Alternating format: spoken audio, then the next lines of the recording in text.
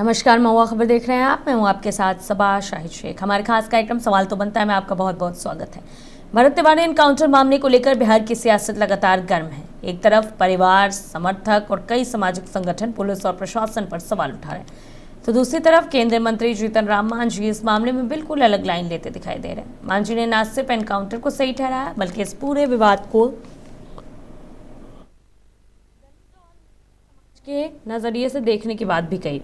अब इसी बीच उनका एक ट्वीट बिहार की राजनीति में नई बहस छेड़ रहा है। आरा के जगदीशपुर में होने वाली बहुजन महासभा में शामिल होने का जो ऐलान करते हुए उन्होंने लिखा, देश की जनता करे पुकार, बहुजन एकता आपकी बार। लेकिन सवाल यह है कि आखिर बहुजन एकता का यह संदेश किसके लिए? क्या ये सिर्फ एक सामाजिक कार्यक्रम है या फिर इसके पीछे कोई बड़ा राजनीतिक संदेश छिपा है? क्या बिहार में एक नए सामाजिक समीकरण की जमीन तैयार की जा रही है? और सबसे बड़ा सवाल, जब सरकार सबका साथ सबका विकास की बात करती है, तब क्या केवल बहुजन एकता का नारा उस सोच से अलग एक नई राजनीतिक दिशा की ओर इशारा करता है? 23 जून को किए गए अपने पोस्ट में जीतन राम मांझी ने कहा था कि दलितों के एनकाउंटर को नक्सलवाद और मुसलमानों के एनकाउंटर को आतंकवाद से जोड़कर देखा जाता है, और वहीं लोग आज भरत तिवारी एनकाउंटर पर सवाल उठा रहे हैं। मांझी ने यह भी कहा कि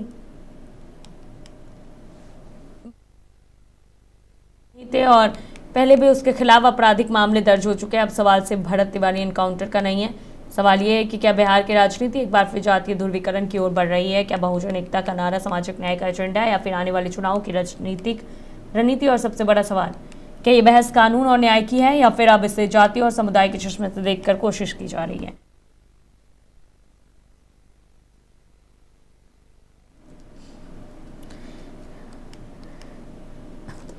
आपको बता दें कि राजनीति काफी गर्मा गई है, तो आज इन्हीं तमाम बातों पर विस्तार से चर्चा करेंगे। लेकिन उससे पहले आपको जीतन राम मांझी का बयान सुनवाते हैं।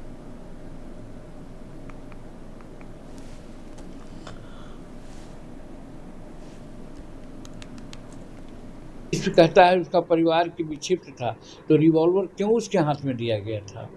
क्यों रखा गया था? रिवॉल्वर छीन लिया जाता, परिवार नहीं उसको देता।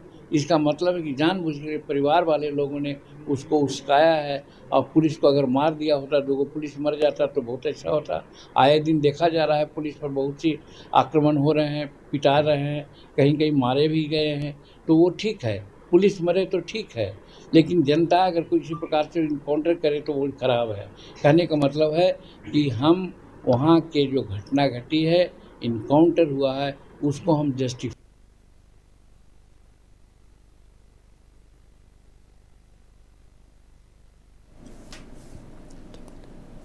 तो आपको बता दें, आज इन्हीं तमाम बातों पर विस्तार से चर्चा करेंगे। हालांकि जीतन राम मांझी ऐसी बयानबाजी कर देते हैं जिस वजह से तमाम तरह के सवाल जो है वो उठने लगते हैं। तो आज इसी पे चर्चा के लिए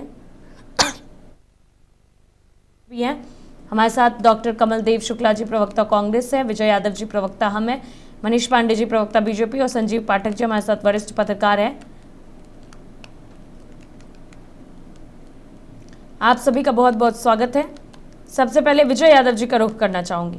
विजय यादव जी, क्या चल रहा है? ये जीतन राम मांझी बयानबाजी करते हैं, एनकाउंटर को लेकर उन्होंने बयान दिया था, जिस एनकाउंटर पे सभी लोग सवाल उठा रहे हैं, उस पर समर्थन उन्होंने जताया। क्या हम पार्टी क्या सोच रही है ऐसे में? जीतन राम मांझी क्या सोच रहे हैं?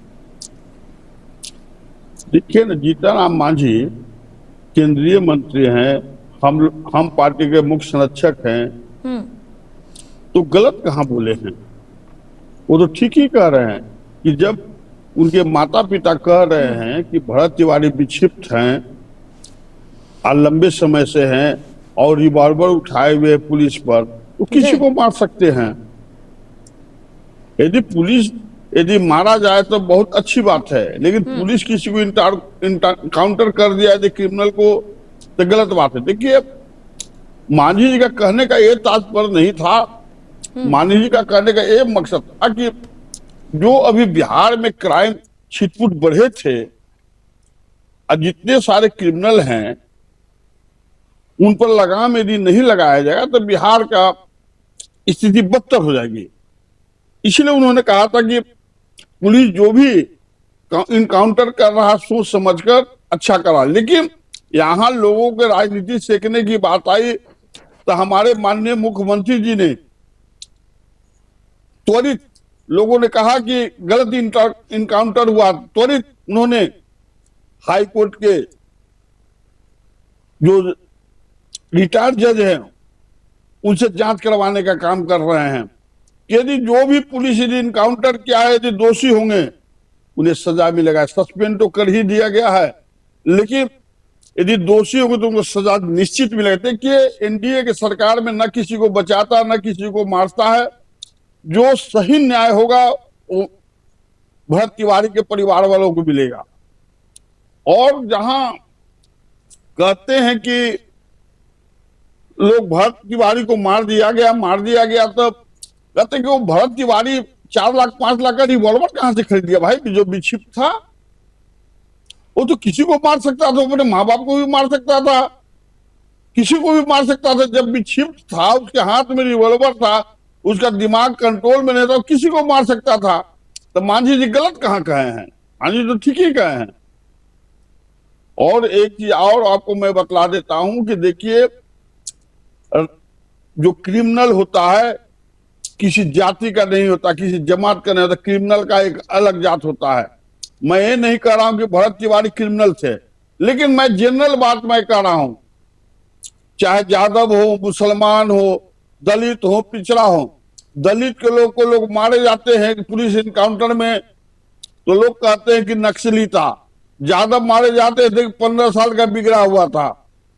मुसलमान मारे जाते हैं तो लोग कहता है कि आतंकवादी थे। इसी प्रकार तो जो सही क्रिमिनल है उसको तो इनकाउंटर होना चाहिए, उनकी सजा मिलना ही चाहिए। अब माननीय मुख्यमंत्री जी बार बार यही कह रहे हैं कि तो अपराध करना छोड़ो या बिहार छोड़ के भाग जाओ। नहीं तो मैं तुमको छोड़ूंगा नहीं। बिहार के लिए मैं सेवा करने के लिए आया हूं, बिहार के विकास करने के लिए आया हूं। एनडीए गठबंधन की सरकार है, न किसी को बचाती न किसी को फंसाती है। इसलिए जितने सारे क्रिमिनल भाई है तुम अलग हट जाओ, ढंग से यहां राजनीति करने दो। हेलो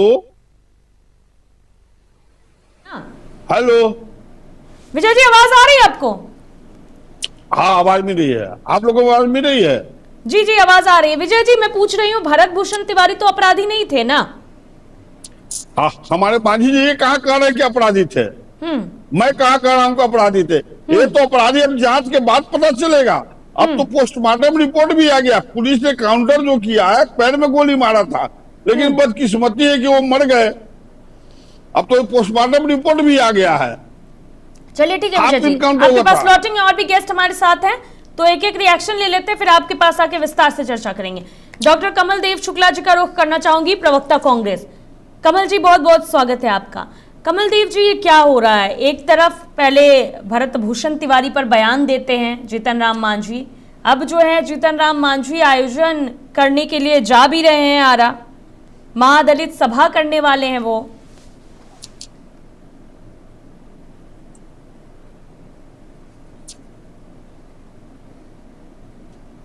डॉक्टर कमल देव जी ऑडियो म्यूट पे आपका। जी जी आवाज आ रही है अब। जीतन राम मांझी जी पर जी उम्र का असर है, उम्र का असर है। इनके बयान का कोई माने नहीं करता है। आप देखी होंगी कि बहुत सारे बिंदु पर ही बयान देते हैं और बयान से तुरंत यू टर्न ही लेते हैं। लेकिन इस संदर्भ में जो जीतन राम मांझी जी ने बयान दिया है और जिस रूप में दलित मरता है तो लोग कहता है कि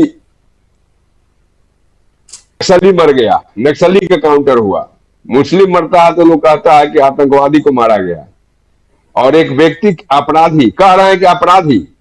जीतन राम मांझी जी किस हैसियत से किसी व्यक्ति को अपराधी कह रहे हैं, जबकि उस व्यक्ति पर पहले ऐसा कोई क्रिमिनल हिस्ट्री नहीं है। उस व्यक्ति को जेल जा चुका है।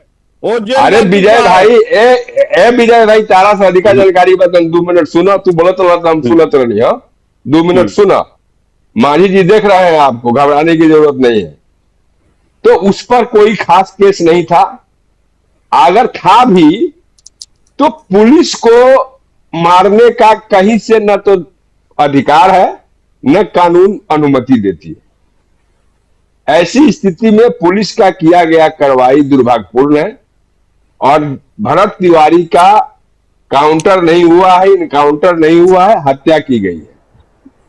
आप देखी होंगी कि पुलिस का ही बयान है कि वो विक्षुब्ध था और जो वीडियो कहीं हम लोगों ने देखा है कि वो राइफल फेंक दिया है, जो हथियार था उसको वो फेंक दिया है, बगल में पुलिस खड़ी है, उसकी मां आके उसको कर रही है कि तुम क्या कर रहे हो, तो पुलिस उस समय उसको अरेस्ट क्यों नहीं की?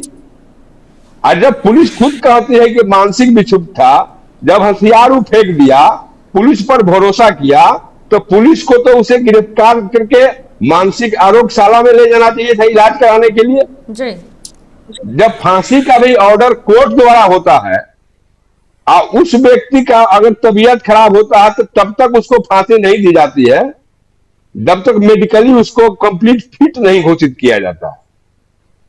यह हमारा न्याय है, यह हमारी न्यायिक प्रक्रिया है। हम संविधान के तहत चलते हैं। हमारे देश को चलने के लिए संविधान बना हुआ है, कानूनी प्रक्रियाएं बनी हुई है। किसी भी अपराधी को सजा देना है तो उसके लिए बहुत सारी प्रक्रियाएं हैं, बिल्कुल, और प्रक्रियाएं को फेस करने के बाद उसे सजा होती है। ऐसी बात नहीं है कि मृत्यु की सजा नहीं।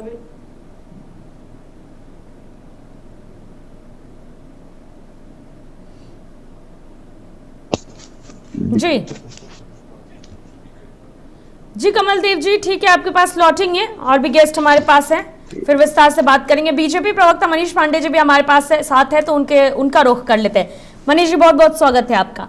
मनीष जी, एनकाउंटर जो हुआ है भरत भूषण तिवारी का, इस पे क्या कहना है? क्योंकि तमाम आरोप लग रहे हैं, न्याय की गुहार भी मांगी जा रही है, लगाई जा रही है। बहुत दुर्भाग्यपूर्ण है, बहुत दुखद है और इसको कहीं से भी जस्टिफाइड नहीं किया जा सकता है। और शायद यही वजह भी है कि एक पक्ष में जहां पर भरत तिवारी की मृत्यु हुई है, दूसरे पक्ष में लगातार कार्रवाई चल रही है पुलिस वालों के खिलाफ। पुलिस वाले सस्पेंड हुए, न्यायिक जांच का जो है कमीशन बैठाया गया, डीएसपी ट्रांसफर हुए और आईजी डीआईजी के स्तर पर भी पुलिसिया जांच हो रही है। जब मां ने आवेदन दिया तो एफआईआर, हत्या का जो आवेदन है वह भी दर्ज कराया गया, एफआईआर दर्ज कराया गया। जब उन्होंने दिया तो उसको लिया गया। तो सरकार की तरफ से इस मामले में जो भी पक्ष है वह निष्पक्ष रूप से, मुख्यमंत्री सम्राट चौधरी जी ने भी कहा है कि निश्चित रूप से भरत तिवारी को न्याय मिलेगा और घटना की विस्तृत जांच होगी। देखिए, न्यायिक जांच जो होता है ना, वो तो बहुत डिमांड के बाद वो सरकार मानती है। मुझे याद नहीं है, जो लोग आरोप लगा रहे हैं कि बिहार में शिल्पी गौतम कांड हुआ, चंपा विश्वास कांड हुआ, ऐसे कई कांड हुए जिसका न्यायिक जांच होना अपने आप में बड़ी बात है। और इतना ही नहीं, मुझे तो कई लोगों ने, पुराने पत्रकारों ने कहा कि मैंने पहली बार देखा कि कोई कमेटी बनी तो वो कमेटी तो पहले महीने भर अपना ऑफिस बना सजाती थी, कुर्सी लगाती थी, उसके बाद जाके घटनास्थल का दौरा होता था।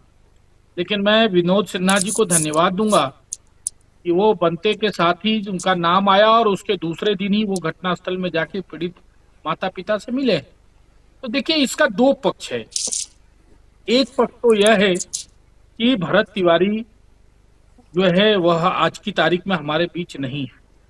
यह बात कतई स्वीकार नहीं किया जा सकता। अगर कोई व्यक्ति कहता है या कहीं से भी कोई बात आती है कि भरत तिवारी अपराधी था, बिल्कुल भरत तिवारी अपराधी नहीं थे।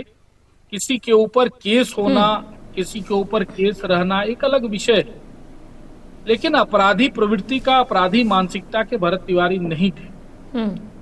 केस बहुत लोगों पर होता है, आपराधिक केस भी हम लोग राजनीतिक लोग हैं, कई बार होता है कि छीन लिया, कई बार आपराधिक धारा लगते हैं, लेकिन इसका मतलब यह नहीं है कि वह व्यक्ति आपराधिक चरित्र का होता है। लेकिन दुखद है, इसलिए मैंने कहा कि घटना बहुत दुखद है कि जो कुछ भी हुआ वह ठीक नहीं हुआ, वह अच्छा नहीं हुआ। लेकिन एक बात मैं आपके माध्यम से दर्शकों को बताना चाहूंगा बिल्कुल। कि देखिए, पहली बार कोई भरत तिवारी का वीडियो ऐसा वायरल नहीं हुआ था जिसमें वो हथियार लेकर पुलिस को चुनौती दे रहे और पुलिस उनके घर पे पहुंची उनको पकड़ने के लिए। देखिए, भरत तिवारी जी के पिताजी खुद फर्स्ट इन्फॉर्मेंट बन के उन पुलिस के पास गए थे कि उनके पुत्र की मानसिक स्थिति ठीक नहीं है, वह कुछ भी कोई हादसा हो सकता है, इसीलिए वो आप उससे हथियार छीन लीजिए। जो भी शब्दों का उन्होंने प्रयोग किया होगा, लेकिन पहली सूचना पुलिस को भरत तिवारी जी के पिताजी ने ही दिया था और उन्होंने यह कहा था कि उसकी मानसिक स्थिति अच्छी नहीं। यह पुलिस ने आरोप नहीं लगाया है। एक बात है, एक पक्ष है, यह जानना जरूरी है। दूसरा पक्ष है कि पोस्टमार्टम रिपोर्ट आ गया, 5 गोलियां मारी गई हैं, जो जैसा कि जानकारी प्राप्त हुई है कमर के नीचे ही मिली है, अधिक रक्तस्राव के कारण या जो भी वजह है। आज भरत तिवारी हमारे बीच नहीं है, लेकिन न्यायिक कमेटी बनी है, जांच हो रही है। पूरे पैनल को और आपके माध्यम से आपके दर्शकों को मैं आश्वस्त करता हूं कि दूध का दूध और पानी का पानी होगा। जो भी पुलिस वाले इस घटना में, अब जैसे आप कहेंगे बिहार पुलिस, आजकल मीडिया कहती है, तो मुझे बड़ा दुख होता है। एक्चुअली भोजपुर पुलिस जो है, भोजपुर जिले की जो पुलिस है, उसका एक छोटा सा तंत्र, एक जिला, एक थाना के अंदर यह घटना घटी। एक डीएसपी अनुमंडल के अंदर वह घटना घटी, उसकी पूरी टीम को, अनुमंडल पदाधिकारी को, जो डीएसपी थे उनको तो हटा दिया गया और लोगों पर मुकदमे चलाए गए। तो एक घटना जो एक यूनिट के द्वारा लापरवाही हो या जो भी हो, वो तो सामने आएगी जांचों पर, उसमें पूरे बिहार पुलिस के मनोबल को गिराना। अभी देखिए, इस घटना ने कुछ और किया या नहीं किया, लेकिन अपराध के खिलाफ जो एक पूरे बिहार में चल रहा था, लगातार अपराधियों के हाफ इनकाउंटर हो रहे थे इस प्रकार का, उसको एक धक्का जरूर लगा, एक झटका लगा इस घटना के बाद। तो मैं यही कहना चाहता हूं विपक्ष से और पूरे पैनल से कि थोड़ा धैर्य रखें, इसको राजनीति का नहीं बनाएं। मांझी जी जो कहा है, जो इस पर आपने आज डिबेट बुलाया है, मैं तो यही कहूंगा कि मांझी जी आज भी अपने पुराने दिनों के अनुभव को अपने साथ आज भी जी रहे हैं। इसलिए मैं ये बात कह रहा हूं जी रहे हैं कि उनके जमाने में जिस प्रकार से नक्सली गतिविधियां होती थी, जिस प्रकार से अन्य घटनाएं होती थी आज से 15 साल 20 साल पहले, 25 साल पहले, जब वो अब नहीं है। नक्सल तो मुक्त हो गया। तो अब जब नक्सल ही नहीं रहा, तो कौन दलित है, कौन सवर्ण है, कौन अवर्ण है, कौन नक्सली है, कौन नहीं है, यह विषय की अब कोई महत्व ही नहीं रह जाता है। हाँ, आतंकवादियों की बात है, वह भी लगभग बहुत कम हो गया है, लेकिन यह देखने को मिला है कि ज्यादातर आतंकवादी जो मारे गए हैं वह मुस्लिम समाज से ही रहे हैं। तो यह एक तात्पर्य उनके कहने का हो सकता था, लेकिन भरत तिवारी का मामला थोड़ा अलग है, हमको उसको थोड़ा अलग नजरिए से देखना चाहिए। जीतन मांझी जी हमारे बुजुर्ग और अभिभावक, अनुभवी बिहार के प्रदेश मुख्यमंत्री रहे हैं, उनका सम्मान है। कभी कभी उनकी बातें जो है वह दिल से निकलती है, दिमाग से नहीं निकलती है। तो जो बातें दिल से निकलती हो उस पर ज्यादा चर्चा नहीं करनी चाहिए, दिमाग से जो लोग बातें करते हैं उस पर ज्यादा चर्चा करनी चाहिए, मुझे ऐसा लगता है। मनीष जी अब संवैधानिक पद पर बैठे हैं, तो दिमाग से होते हुए भी उनको बातें तो निकालनी होगी। आपके पास लौटेंगे मनीष जी, इसलिए मैंने कहा। संजीव पाठक जी का रुख करना चाहूंगी, वरिष्ठ पत्रकार भी हमारे साथ है, बहुत बहुत स्वागत है आपका। सर, जिस तरह से अब बिहार की राजनीति काफी गरमाई हुई है, एक तरफ जीतन राम मांझी पहले भरत भूषण तिवारी के एनकाउंटर को कहीं ना कहीं सही करार देते हैं, कहते हैं कि क्रिमिनल्स के साथ तो ऐसा होना चाहिए, सजा मिलनी चाहिए अगर कोई अपराधी है, अपराध कर रहा है तो। और अब जो है वो महासभा करने वाले हैं, दलित महासभा का संबोधन करने वाले, और आ रहे हैं वो। किस तरह से देख रहे हैं आप इसको? क्योंकि ऐसा साफ नजर आ रहा है कि एक खास वर्ग को साधने की तैयारी चल रही है ये तो। जी, ये साधने की तैयारी आपने सही कहा जो चल रही है। तो मैं मांझी जी के बयान पर ही पहले बिल्कुल अपना विचार केंद्रित करता बिल्कुल हूँ बिल्कुल। कि मांझी जी का बयान हमेशा हम्म हमेशा कुछ अलग हटके आया है। जैसे दिल्ली की घटना पर उनका बयान था कि मारा गया तो मारा गया, एक लड़का जो मारा गया था पुलिस की गोली से, मारा गया तो मारा गया। इसमें उन्होंने कहा कि अपराधी था, मारा गया। आप संवैधानिक पद पे हुए हैं, आप बिल्कुल मुख्यमंत्री रहे हैं बिहार के, केंद्र में सम्मानित मंत्री हैं आप।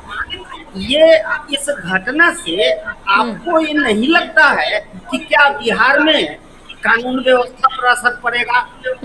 मैं मुख्यमंत्री जी का धन्यवाद ज्ञापन करना चाहता हूं कि उन्होंने समय रहते ही न्यायिक जांच का आदेश कर दिया, न्यायिक जांच शुरू हो गई। जी दोषी कोई भी हो, भरत तिवारी अपराधी थे, अपराधी नहीं है, ये चर्चा का विषय नहीं है। ये चर्चा का ये विषय है कि उनको जिस परिस्थिति में, जिस परिप्रेक्ष्य में गोली मारी गई, वह कहीं से भी न्याय संगत नहीं है। दूसरी ओर इनकाउंटर की बात आप करते हैं, तो इनकाउंटर में उस पुलिस के नाक के नीचे ट्रक के ट्रक शराब आ रहे हैं, उसी पुलिस के नाक के नीचे अपराध हो रहा है, लूट हो रहा है। तो क्या पुलिस सबको गोली मारती चलेगी? न्यायिक व्यवस्था किस लिए बनाई गई है? कोर्ट किस लिए बनाया गया है? और भरत तिवारी गलत था कि उसने कानून अपने हाथ में लिया, लेकिन उसकी इतनी यह गलती नहीं थी कि हथियार फेंकने के बाद वो पुलिस से मारा गया। तो मांझी जी जो कदम उठा रहे हैं, मैं यह मान के चलता हूँ कि ऐसा कदम राजनीतिक तब उठाते हैं जब उनके अंदर असुरक्षा की भावना होती है। जी अपने वोट बैंक को खिसकने की बात उनके दिमाग में आती है कि मेरा वोट बैंक खिसक रहा है, कोई दूसरा मसीहा बन रहा है, तो फिर मेरा वोट बैंक दूसरे जगह चला जाएगा, तो मैं क्या करूंगा? इसलिए मांझी जी का यह कदम विशुद्ध राजनीतिक कदम है। इस घटना से मांझी जी के कदम को हम नहीं जस्टिफाई कर सकते हैं। जी बिल्कुल ठीक है संजीव पाठक जी, आपके पास लौटेंगे। मनीष पांडे जी का रुख करना चाहूंगी। मनीष जी, भरत भूषण तिवारी के मामले की बात करें तो हालांकि आप मान रहे हैं कि जो भी चीज़ हुआ है, जो भी सही नहीं हुआ है, जांच जारी है, उन तमाम पहलुओं पर भी देखा जाएगा। लेकिन इस बीच एक और बात है कि जिस तरह से हर तरफ ये चर्चा हो रही है, प्रशांत किशोर भी महापंचायत की अगुवाई कर रहे थे, विरोध प्रदर्शन में भी थे, जो उनके लिए, उनके एनकाउंटर के खिलाफ इतना विरोध प्रदर्शन किया गया उसमें। मैं आपका क्वेश्चन नहीं समझ सका, पर और मनीष जी, आप भरत भूषण एनकाउंटर मामला जो है ये बार बार उठ रहा है, लेकिन जन स्वराज पार्टी संस्थापक जो है प्रशांत किशोर भी इसमें शामिल थे। महापंचायत विरोध प्रदर्शन जो है वहां के लोगों द्वारा उनके लिए किया गया, उनको न्याय दिलवाने के लिए। तो क्या इसे राजनीतिक रंग देना सही है? इसे आप किस तरह से देख रहे हैं? देखिए, प्रशांत किशोर, अब दुर्भाग्य ये है बिहार का, इस मामले में जो छुटभइये नेता हैं, छुटभइये मैं नेता इसलिए कह रहा हूं कि प्रशांत किशोर, जिनको पूरी तरीके से बिहार की जनता ने नकार दिया, अब उनको एक मुद्दा मिलना चाहिए और उस मुद्दा के सहारे 4 दिन 5 दिन तक चर्चा में रहे, कैसे रह सकते हैं, वह जो है अपना प्रयास कर रहे हैं। पप्पू यादव, वो पता ही है उनके बारे में, जब कोशी में बाढ़ आएगा, सहरसा में, सुपौल में, उनका जो राजनीतिक क्षेत्र है वहां बाढ़ आएगा तो कभी हाफ पैंट पहन के राहत सामग्री बांटते नजर नहीं आएंगे। उनको पता है कि वहां पर स्लीपी है, मट्टी भी पिछला है, गिर जाएंगे तो कमर कपार सब फूट जाएगा। लेकिन पटना की सड़कों में जहां सेफ है, जोन है, जहां पर कि अब गटर भी खुले नहीं रहते हैं, तो वहां पर उनको ब्रेड और फलाना बांटने का अवसर मिलता है। क्योंकि मीडिया भी यहाँ बहुत है, उतना मीडिया वहां मिलेगा नहीं। तो मेरे कहने का मतलब यह है कि देखिए, लेकिन एक अधूरा बात रह गया, उसको पूरा कर दूं। लेकिन जो यहाँ का विपक्ष है, इसके पास बिहार की जनता ने 243 में 25 सीटें दी हैं और विपक्ष का दर्जा दिया है 25 सीट देखकर। एको सीट कम रहता तो शायद दर्जा छिना जाता। वो भी उसको जाने की फुर्सत नहीं मिली वहां पर, क्योंकि उसको वह राजनीति सूट नहीं करता है, तो वह नहीं गए। तेजस्वी जी यहाँ पटना में बैठ के प्रेस कॉन्फ्रेंस कर रहे हैं, प्रवक्ता चैनल में बैठकर जो है तो पूरा दहाड़ रहे हैं, सरकार को घेरने की कोशिश कर रहे हैं, लेकिन उनके नेता ग्राउंड जीरो पर जाकर पीड़ित परिवार से मिलने का काम नहीं कर रहे, चूंकि उनको वो राजनीति सूट नहीं करती। इसलिए मैं कहना चाहता हूं कि देखिए, सरकार इस पूरे मामले में पूरी तरीके से निष्पक्ष है और पहले दिन से जिस दिन घटना घटी उसके दूसरे दिन पुलिस वाले किए गए, न्यायिक आयोग का गठन किया गया, जो केस थे डीएसपी का ट्रांसफर किया गया, जो केस हुआ था उनके माता परिजनों पर उस केस को वापस किया गया। ये एक तरफा, एक तरह से कह सकते हैं सरकार ने अपने ही कर्मियों के खिलाफ एक तरफा अभियान चलाया हुआ है ताकि दूध का दूध और पानी का हो सके। और मुझे लगता है इसमें जो गंदी राजनीति करना चाहते हैं उनकी जो नियत है वह कभी भी सफल नहीं होगी ऐसे लोगों की। और हाँ, एक बात मैं आपके कार्यक्रम के माध्यम से पूरे पैनल को कहूंगा कि अगर न्यायिक जांच की गठित किया गया है तो हमारे कांग्रेस के प्रवक्ता बैठे हैं, अन्य लोग भी हैं, इस संबंध में अगर कोई सबूत ऐसा आपके हाथ में है जिससे कि पुलिस वाले दोषी साबित, ठीक है, आयोग तो गठित कर ही रहा है, पुलिस भी कर रही है, जो हो रहा है, लेकिन विपक्ष के नाते जितनी बातें हम पैनल में बैठ के करते हैं उसकी जगह अगर हम जाकर, अभी तक देखिए कितना दिन हो गया है, हाँ। कोई भी पॉलिटिकल पार्टी उस न्यायिक उस विनोद सिन्हा से मिले जी, जाकर अपनी बातें रखी, या निष्पक्ष जांच के लिए विपक्ष के नेता का यह धर्म बनता था कि नहीं राजधर्म की जाके बात करें, मिले, उनको बोले कि भाई निष्पक्ष जांच होनी चाहिए, सरकार के दबाव में आप मत आइएगा। ये एक फॉर्मेलिटीज भी तो होता है ना, लेकिन पैनल पे बैठकर तो खूब बड़ी बड़ी बातें करते हैं, प्रेस कॉन्फ्रेंस में बड़ी बड़ी बातें करेंगे, लेकिन जो निष्पक्ष जो भूमिका होती है वह नहीं निभाते हैं, इसलिए कि उनको राजनीति सूट नहीं करती है। इसलिए मैं तो यही निवेदन करूंगा कि सरकार को कुछ दिन काम करने दीजिए, आयोग को कुछ दिन काम करने दीजिए, देखिए आयोग ईमानदारी से काम कर रहा है कि नहीं, उसके बाद यह कीजिए। और कुछ चैनल, मैं आपके चैनल को दोष नहीं देता, लेकिन कुछ चैनल जो प्रक्रिया पूरी घटी है उस पर चर्चा नहीं करते, चर्चा करते हैं सिर्फ गोली मार दी गई, गोली मार दी गई, गोली मार दी गई।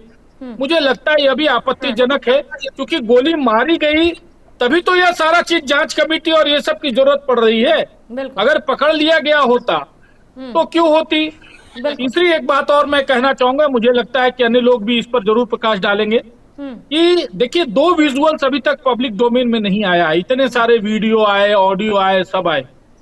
भरत तिवारी अगर लाइव कर रहे थे, लाइव उनका लाइव चल रहा था, तो हथियार फेंकने तक तो उनका लाइव उपलब्ध है, लेकिन उसके बाद क्या हुआ, उनको कैसे पकड़ा गया, उनको कैसे गोली मारी गई। अगर लाइव हु थे तो जिस समय लोग उनको पकड़े तो उनका लाइव कहां चला गया, वो ऑफ तो नहीं कर सकते थे, इसलिए कि वो बहुत होशियार आदमी थे, लाइव वो कर ही इसीलिए रहे थे कि पुलिस दबाव में रहे। और हथियार फेंकने के बाद उनके दिमाग में भी होगा कि कहीं मेरा इनकाउंटर नहीं हो जाए, ऐसे शब्दों का उन्होंने प्रयोग भी किया है, तो वो खुद से तो लाइव बंद नहीं कर सकते। ऐसी परिस्थिति में अगर उनका लाइव बंद होता भी, अगर कोई आके जबरदस्ती करता, तो वो लाइव वीडियो में उसकी आवाज जरूर आती, उसका हरकत आता, उसकी एक्टिविटीज आती।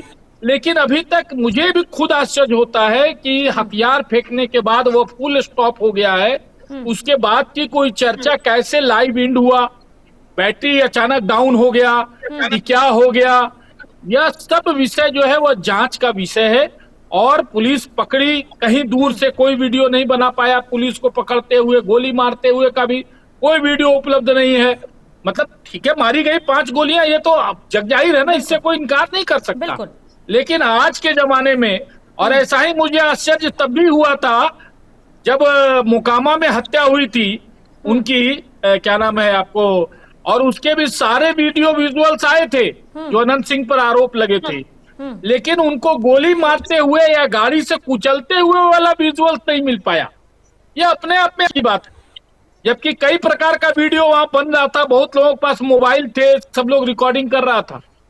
लेकिन जिस समय घटना घटी, गोली चली या उनको गाड़ी से कुचला गया, वो वाला वीडियो विजुअल्स किसी के पास नहीं उपलब्ध हो पाया और आज तक उपलब्ध नहीं है। आश्चर्य की बात यह है। तो ये कुछ चीजें ऐसी है जिसका जांच बहुत जरूरी है। लेकिन ऐसे मामलों में देखिए, सरकार का जो अभियान है उसको धक्का पहुंचा है। मैं तो सीधा सीधी कहता हूँ, सरकार की जो गतिविधि चल रही थी अपराधियों के खिलाफ ना, उसको धक्का। ठीक है, आपसे विस्तार से बात करेंगे। कांग्रेस प्रवक्ता डॉक्टर कमल देव शुक्ला जी बहुत देर से कुछ कहना चाह रहे हैं, अपनी बात रखना चाह रहे हैं। डॉक्टर कमल जी, आपने आरोपों को भी सुना। साफ तौर पर मनीष जी कह रहे थे कि विपक्ष, आप लोग जो है वो मुद्दा सिर्फ पैनल में बैठकर उठाते हैं, जहां उठाना चाहिए, जहां दबाव बनाना चाहिए, अगर भरत भूषण तिवारी की इतनी चिंता है वहां आप लोग नहीं बना रहे हैं, ऐसा है क्या? मनीष जी जो कह रहे हैं वो सही बात कह रहे हैं, अपने पार्टी के चरित्र के हिसाब से कह रहे हैं। जो उनके पार्टी में होता है, जो चारित्रिक गुण है, उसको बात उन्होंने कहा चैनल पर, क्योंकि उनके पार्टी के लोग ज्यादा चैनल पर जाते हैं। अभी जब जो उन्होंने कहा कि सरकार तत्पर होकर काम की, तो कभी इस बात को तो नहीं उठाया गया कि सरकार जांच कमेटी नहीं बनाई। लेकिन यह बात जरूर है कि हम लोगों का डिमांड था कि सरकार जो है सिटिंग जज से जांच करावे। दूसरी बात, मनीष जी ने कहा कि विनोद जी गए, कमेटी बनी, तुरंत स्पॉट पर गए, उनके परिवार से मिले, बात सही है, सराहनीय है। और उन्होंने कहा कि विपक्ष के लोग जाकर अभी तक न्यायिक जांच आयोग के अध्यक्ष से मिलकर अपनी बातें नहीं रखेंगे। पहले मनीष जी, न्यायिक प्रक्रिया में, न्यायिक जांच में प्रक्रिया समझिए। जो जांच कमेटी कर रही है, न्यायिक जांच कमेटी कर रही है, वह बुलाएगी तब जाके कहेंगे।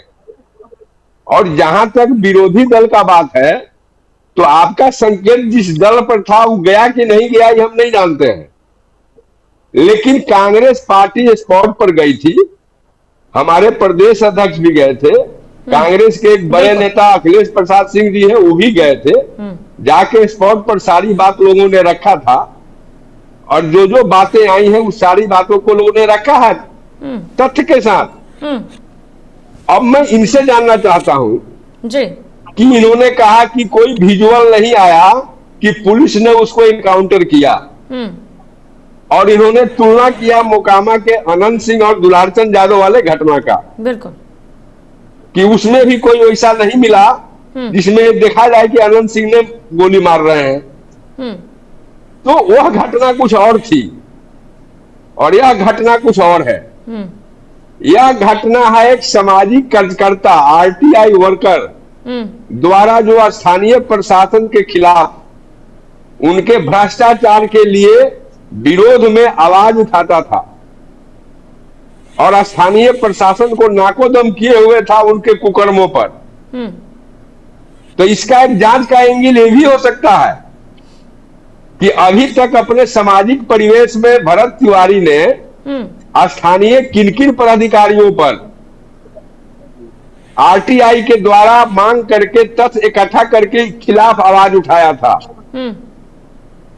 उस बिंदु की ओर तरफ भी जांच होनी चाहिए। इनके बातों से लगता है कि इनकाउंटर को ये नकार रहे हैं कि पुलिस के गोली से उनको चोटिल हुए हैं और पैर में चोट लगा है, इसके बाद क्यों मर गए हम नहीं जानते हैं, जैसा कि उन्होंने कहा। तो जो पोस्टमार्टम रिपोर्ट आया है, अभी तक पुलिस 3 गोली की बात कर रही थी, 5 गोली की बात पोस्टमार्टम में आया है। ये 5 गोली कहां से आई, कैसा गोली है? इसके बाद इस पर भी बात होनी चाहिए कि किसके आदेश से। एसडीपीओ को औकात नहीं है कि पुलिस हेडक्वार्टर या किसी वैसे व्यक्ति का आदेश गए बिना वह गोली चलवावे। तो निश्चित रूप से पुलिस हेडक्वार्टर के भी किसी न किसी अफसर का आदेश वहां गया है। तो इस बिंदु पर भी जांच होनी चाहिए। हम लोग जांच के प्रक्रिया पर प्रश्न नहीं उठा रहे हैं, लेकिन जो पुलिसिया स्टाइल है उस पर प्रश्न उठा रहे हैं। आज आपका डिबेट जीतन राम मांझी जी पर था, उनके वक्तव्य पर था। तो जीतन राम मांझी जी ऐसा वक्तव्य देने के लिए आदि हैं। जीतन राम मांझी जी किस पद पर हैं? इस राज्य के मुख्यमंत्री भी रहे हैं, बिल्कुल। आज भी वो केंद्र में मंत्री हैं, हम्म। कॉन्स्टिट्यूशनल बॉडी है। हम्म। इसके बाद भी वो नहीं जानते हैं कि संविधान में किसी भी अपराधी को गोली मारने का अधिकार किसी को नहीं है, हम्म। लेकिन खुलेआम कहते हैं। हम्म। दिल्ली के घटना पर भी उन्होंने कहा था कि मरा गया तो मरा गया, हम्म। पुलिस मार दिया तो मार दिया, और यहां भी कह रहे हैं कि वो अपराधी है।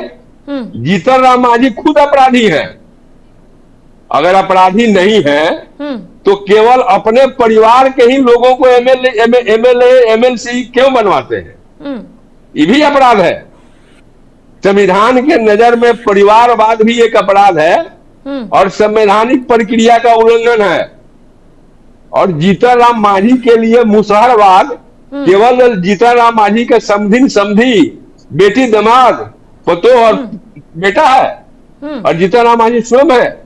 ये लोग खुद बहुजन समाज के हितों के विपरीत काम करते हैं। बहुजन एकता की बात आपने कही, क्यों कहीं जा रहे हैं सम्मेलन में बहुजन एकता की बात करते हैं? बिल्कुल बिल्कुल। तो बहुजन एकता की बात आज उनको इसलिए करने की जरूरत पड़ गई कि उनके बहुजन प्रेम को लोगों ने देख लिया है कि उनके बहुजन प्रेम का प्रेम जो है उनके परिवार और संबंध में घिरा हुआ है। उस फ्रेम से वो बाहर नहीं जा सकते हैं। तो बहुजन हिताय की बात तो नहीं करते हैं बहुजन समाज की। इसलिए बहुजन समाज में उपराष्ट्रपति जी को मोहरा पर लाके उजा रहे हैं ताकि अपने वोट बैंक को हम इकट्ठा रख सके। दूसरी तरफ जीतन राम मांझी जी पर आपने तो कहा, लेकिन नागमणि का भी एक स्टेटमेंट आया था। नागमणि भी कहे हैं कि वो अपराधी था। बिल्कुल बिल्कुल। जबकि नागमणि खुद बहुत बड़ा अपराधी है। और नागमणि का भी चूंकि कुशवाहा वोट से अब वर्चस्व समाप्त हो गया है, अब तो बीजेपी ने सम्राट चौधरी जैसे मजबूत कुशवाहा को नेता मान लिया है, जिसका पारिवारिक पृष्ठभूमि भी राजनीतिक रहा है। उनके पिताजी सगोत्री जी बहुत बड़े कुशवाहा के नेता हैं, कांग्रेस पार्टी में भी रहे, राजद में भी रहे, और आज भी उनका मान और सम्मान कुशवाहा बिरादरी के अलावा अन्य बिरादरी में भी उसी ढंग से है। तो अब तो देख रहे हैं नागमणि जी की यहाँ कुछ नहीं चलेगा। अभी तक तो उनके पास कुछ था नहीं। दुनिया का सबसे बड़ा चरित्रहीन, घूसखोर, भ्रष्ट और आपराधिक व्यक्ति कुशवाहा नेता का नाम नागमणि है, जो सभी दल को घूम चुका है। आज जब जब जातीय वोट की संख्या उनकी घटती है तो बाबूजी के नाम पर एक उनका जन्मदिन मना देंगे या पुण्यतिथि मना देंगे ताकि उनका वोट बैंक इकट्ठा हो जाए। क्योंकि जगदेव बाबू की मान्यता एक सामाजिक न्याय के नेता के रूप में मुखर रूप में था, जिसको अभी तक वो भजाते रहे हैं। लेकिन अब उनको भजाने की प्रक्रिया को कुशवाहा समाज समझ चुका है और उसको नकार दिया है, अब फेंका गए। तो अपने आप को चर्चा में रखने के लिए कभी उटपटांग बातें नागमणि बोल देते हैं, लेकिन नागमणि पहले अपने गिरवान में झांक के देख ले कि कितना बड़ा चरित्रवान है। भरत तिवारी पर क्वेश्चन उठाना सामाजिक एक्टिविटी में लगे हुए युवाओं के प्रति अन्याय है। वैसे लोगों को हतोत्साहित करना है, और इस प्रक्रिया में जो भी पुलिस पर अधिकारी फंसा हुआ है उस पर एफआईआर होना चाहिए। अभी तक जिन जिन लोगों पर एफआईआर होना चाहिए सभी पर एफआईआर नहीं हुआ है। मुझे उम्मीद है और मैं कामना करता हूं कि सम्राट चौधरी द्वारा गठित न्यायिक आयोग ईमानदारी पूर्वक जांच करके भरत तिवारी और उनके जैसे काम करने वाले समाज सेवी को न्याय दिलवाएंगे ताकि एक मिसाल कायम हो सके। मैं कुछ बोलूं मनीष जी क्या? से जवाब लूंगी। मनीष जी बताइए, गठबंधन साथी देखिए, को समझाना चाहिए एक ना, क्योंकि इस तरह के अगर बयान देंगे तो बाहर वालों को तो मौका मिलेगा ही। देखिए, एक तो शुक्ला जी ने अभी कहा कि हम लोगों ने मांग किया था सिटिंग जज से जांच का। मुझे तो नहीं याद है, अब पता नहीं संजीव पाठक जी शायद चूंकि ज्यादा एक्टिविटीज में रहते हैं मीडिया के हम लोगों से ज्यादा, हो सकता है हमसे जानकारी छूट गई हो कि विपक्ष ने कभी भी जो घटना के बाद किसी प्रकार के जांच की मांग की गई हो तो न्यायिक जांच सिटिंग जज से ये सब विषय नहीं था। उसके पूर्व ही मुख्यमंत्री जी ने आदेश कर दिया अरे 3 दूसरे दिन पहले से कैबिनेट घटना से हुई, पास उसके हुआ है, दूसरे सुनिए ना पांडे जी, 3 दिन पहले कैबिनेट से पास हुआ है और उसके पहले डिमांड हो चुका था कि सिटिंग जज से मेरा मेरा भी नहीं डिबेट पर कई एक बारी बात उठ चुका, ऐसा नहीं है। सर, हमारे अध्यक्ष वहां गए थे, जिस फोन दिन पर बोले हुए। कमल जी जिस दिन जवाब ले लेते घटना हैं, फिर हुई, आपके पास लौटेंगे। नहीं ना, हमको जिस निकलना है, दिन मैंने घटना कहे हुए हुई, थे, जरा हमको छोड़ा जाए। ठीक है कमल जी, क्विट कर जिस रहे हैं। दिन सुन ठीक है लीजिए, कमल जी। जवाब सुन लीजिए 2 मिनट में। जिस दिन घटना हुई उसके दूसरे दिन पुलिस वाले सस्पेंड हुए और तीसरे दिन कमिटी न्यायिक आयोग जांच की घोषणा हो गई थी। वो मंत्रिपरिषद की बैठक में निर्णय लिया गया था, वो विषय सही है। एक बात तो ये पक्ष है, दूसरी पक्ष है कि मैंने ऐसा कभी नहीं कहा कि पुलिस वालों ने गोली नहीं मारी या वीडियो विजुअल या दुलारचंद यादव की हत्या का मामला का उदाहरण मैंने सिर्फ इसलिए दिया था। बिल्कुल। ये सारे जांच के विषय हैं कि आखिर में इतने सारे वीडियो विजुअल्स उपलब्ध हैं, आजकल हर के हाथों में मोबाइल है, तो वो विजुअल विनोद उपलब्ध जी, क्यों नहीं हो पाया, मैंने विनोद इसलिए जी, इसका उदाहरण दिया था। विनोद जी अच्छे जुडिशियल अफसर रहे हैं, अनुभवी व्यक्ति है। इस जांच में किस किस व्यक्ति को बुला के बातें रखवानी है, इसको वो अच्छी तरह जानते हैं। न्यायिक प्रक्रिया की तरह जांच कैसे होती है, उस प्रक्रिया को भी जानते हैं। हाँ पांडे जी, हमको निकलना है क्योंकि हाँ इसलिए मैं आपसे माफी मांग रहा हूँ, आपसे माफी मांग रहा हूँ। एक आदमी मेरा वेट कर रहा है। हाँ बोलिए। चलिए कोई बात नहीं है, जो आर्गुमेंट कांग्रेस के प्रवक्ता ने यहाँ डिबेट में यही चाहता हूँ ना, ये सारे पॉइंट जाके उनको बताए विनोद सिन्हा जी को कि इन बिंदुओं सिन्हा जी बुलाएंगे तो हम जाएंगे। बात कह रहा हूँ अरे ना। पांडे जी आपको बुलाया जाएगा तब जाएंगे। हाँ बिल्कुल बिल्कुल बिल्कुल, यही नियम है। मैं पांडे जी, मैं एक लेयर भी हूँ, मैं ना पांडे जी, मैं एक लेयर भी हूँ। और चूंकि 2-3 को जुडिशियल इंक्वायरी का प्रोसीडिंग पढ़ लीजिए, 2-3 को जुडिशियल इंक्वायरी का प्रोसीडिंग पढ़ लीजिए तो पता चल जाएगा। अब देखिए, मैं यहाँ चैलेंज करने के लिए नहीं बैठा हूँ, लेकिन मैं ही चैलेंज करने के लिए नहीं बैठा हूँ।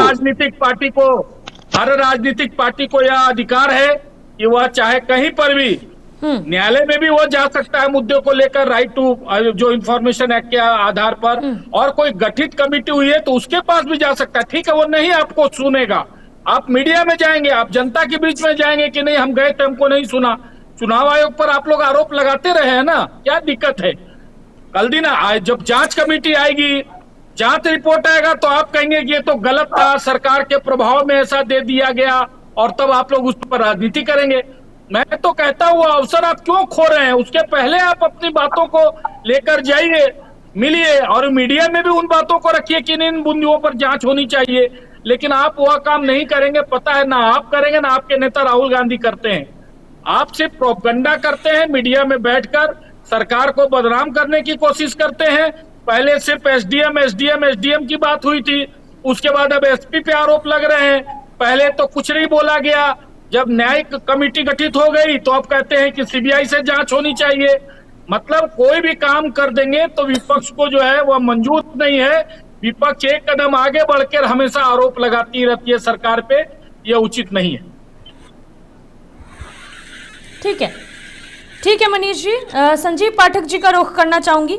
संजीव पाठक जी, बयानबाजियां तमाम हो रही है इस मुद्दे पर, लेकिन सबसे पहला और सवाल जो है बार बार यही उठ रहा है कि आखिर इसका फैसला कब हो पाएगा, कब जो है भरत भूषण तिवारी को न्याय मिलेगा, क्योंकि सियासत इसमें बटी हुई है।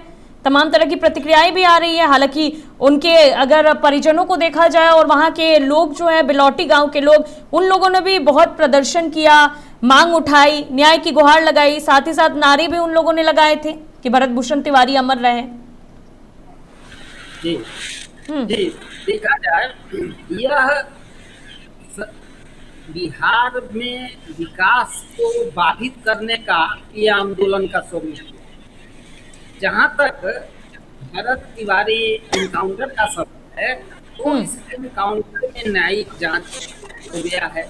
उसके बाद जो वहाँ पुलिस के पदाधिकारी थे उन पर एफआईआर दर्ज करने की बात सामने आ गई है। अब सवाल ये उठता है कि अगर कोई व्यक्ति वहाँ महापंचायत करने जाता है, वहाँ न्याय दिलाने की मांग करने जाता है, तो ये बात थोड़ी समझ में आती है कि चलो इसको न्याय मिले इसके लिए आवाज उठाने लोग गए हैं। लेकिन उसके खिलाफ फिर महापंचायत आप कर रहे हैं, इसका मतलब सरकार में रह के बिहार की सरकार को बदनाम करना चाहते हैं आप। दूसरी बात कि जहां तक आपके अभी कांग्रेस के प्रवक्ता ने कहा था कि न्यायिक कमेटी बुलाएगी तो जाएंगे, तो जहां तक मेरे संज्ञान में, मेरे जानकारी में जो बात उपलब्ध है कि कोई भी व्यक्ति न्यायिक कमेटी के पास जाके अपना मेमोरेंडम देने का प्रयास कर सकता है और उस कमेटी के विचार पर, कमेटी के संज्ञान में वो बात आती है नहीं आती है ये उस व्यक्ति का अधिकार नहीं होता है, लेकिन वो व्यक्ति अपनी बात को लेके मेमोरेंडम देने जा सकता है, पहली। और जी। दूसरी बात जी, और दूसरी बात कि बिहार में जो ये हो रहा है, भरत तिवारी का इनकाउंटर हो, मुख्यमंत्री ने न्यायिक जांच की घोषणा कर दी, FIR हो गया। अब हम फिर बिहार के विकास की ओर मुड़े, बिहार के विकास पर हम चर्चा क्यों नहीं कर रहे हैं? विकास में अभी भी जो पलायन है, उस पलायन पर हम क्यों नहीं घेर रहे हैं?